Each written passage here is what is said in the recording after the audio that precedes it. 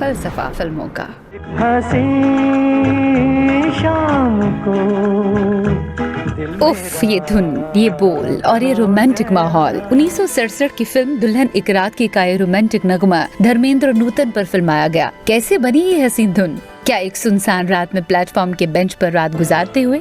बिल्कुल सही। दरअसल जब मदन मोहन को फिल्म दुल्हन एक रात की मिली थी, उन दिनों मदन मोहन जी की टीम में घनश्याम नाम के एक सहायक हुआ करते थे। वो पीरों और मज़ारों में बहुत यकीन रखते थे। उन्होंने मदन जी से कहा कि वो एक बुजुर्ग बाबा को जानते हैं जो मुंबई के नालासोपारा इलाके के पास किसी गाँव में रहते हैं। क्यों न हम उनसे एक बार मिलकर उनकी दुआएं ले लें फिल्म की ट्यून्स पर काम करने से पहले। मदन जी भी उन दिनों जरा परेशान हाल में थे, क्योंकि कोई बड़ी कामयाबी हाथ नहीं लग रही थी। वो इस बात के लिए राजी हो गए कि क्या पता दुआएं काम कर जाएं। दोनों नालासोपारा स्टेशन पर पहुंच गए। रात होने लगी। स्टेशन पर उन दोनों के सिवाय कोई नहीं था। उनको अकेले बैठा देख स्टेशन मास्टर उनके पास गए और पूछताछ करने लगे। पूरी बात सुनने पर स्टेशन मास्टर ने कहा कि इस वक्त अंधेरा हो चुका है और गाँव जाने के लिए आपको कोई सवारी नहीं मिलेगी। आप मेरी केबिन में रात गुजार लेना और सुबह उठकर गाँव चले जाना। दोनों के पास स्टेशन मास्टर की बात मानने के अलावा कोई और चारा नहीं था, तो वो उनके केबिन में गए।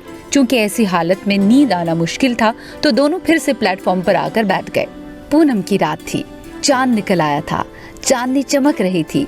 आसमां में खिला खिला चांद, ठंडी हवाओं के झोंके और खामोश रात का मंजर। मदन मोहन की क्रिएटिवनेस में उबाल आने लगा। वो चांदनी को निहारते हुए गुनगुनाने लगे, हो हो हो हो हो और आह भरते हुए जब कुछ पल को ठहरे तो घनश्याम ने कहा, रुकिए मत, बहुत अच्छी धुन बन रही है, गुनगुनाते रहिए। रात गुजरी। सुबह उठकर बाबा की दुआएं लेकर दोनों वापस लौट आए तो मदन जी के पास एक ताज़ा तरीन धुन अब तैयार थी। घर पहुंचते ही मदन मोहन ने गीतकार राजा मेहदी अली खां को बुलाकर वो धुन सुनाई और उस पर गीत लिखने को कहा।